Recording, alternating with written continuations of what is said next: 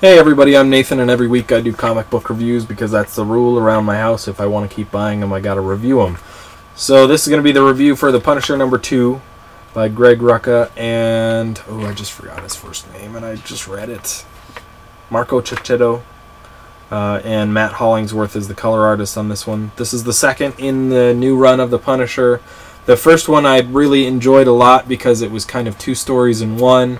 You read through the first part and you got to the second part, and the second part kind of explained the first part and made you go back and reread the first part, and so it was definitely more enjoyable, that second part also, and you saw a lot of nuances that you didn't see the first time.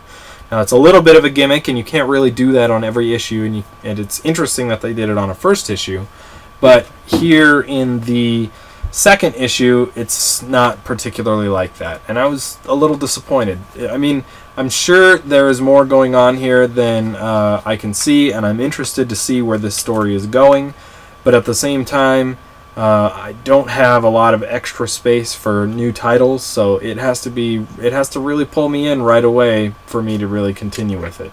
One aspect of this story that I didn't particularly enjoy is that this team that's getting back at the Punisher for killing their guys or whatever hires this hitman Vulture that's been created or whatever, and so you get a glimpse of that happening in the future, and I don't know many people, if any people, who really like that character even before he was a hitman made up version.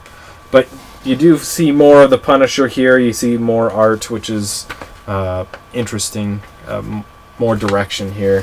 It seems like, since this, I'm so used to Max books featuring the Punisher, that since this isn't a Max book, they could not do blood spatter, so they did kind of multicolor, like flare kind of spatter going on everywhere.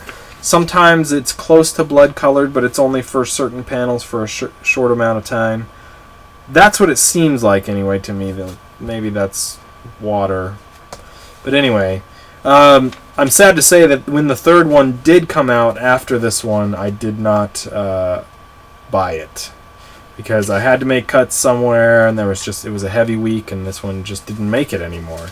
I did like the very end of this story particularly. It was really heartfelt, where they talk to the only surviving person of that wedding from the first issue, and it's the bride, and she suddenly remembers that they all killed. And if you really look into the detail at this last panel, how she starts to fight the people that are in the room and then gives up and they close the curtains, it's really like emotional, and I think that's really perfect storytelling done right there, you know, even with the flowers on the sides representing kind of blood drips and stuff. But I thought it was really well done in those few panels without words. It's almost like this combination, because in the first issue I liked how I liked a lot of the panels that didn't have words also. The first half of the story was one of those where you kind of got the feeling of it as you're going through it rather than reading it straight up. So anyway, oh, here's your first glimpse at the Punisher and the Vulture guy fighting. It's kind of gross, that Vulture guy. I think he's got like a mohawk, which is only slightly better than the balding dude. It almost looks like kind of beak, huh? If you look at that guy's face, I think he has a beak, which is gross too. But this would be Beak from the X-Men if he was vicious and deadly, I guess. That would have been an interesting twist to make Beak into that guy, because they're pretty similar looking. Anyway, I thought it was okay.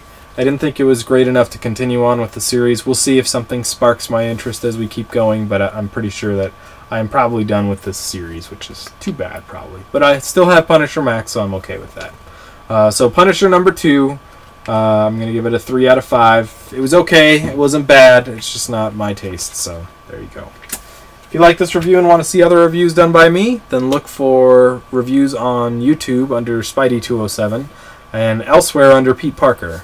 Elsewhere being places like iFanboy and Comic Vine and the Marvel and DC databases, and probably sprinkled throughout wherever else I can fit them in. But in any case, thanks for listening, and we'll talk to you on the next one.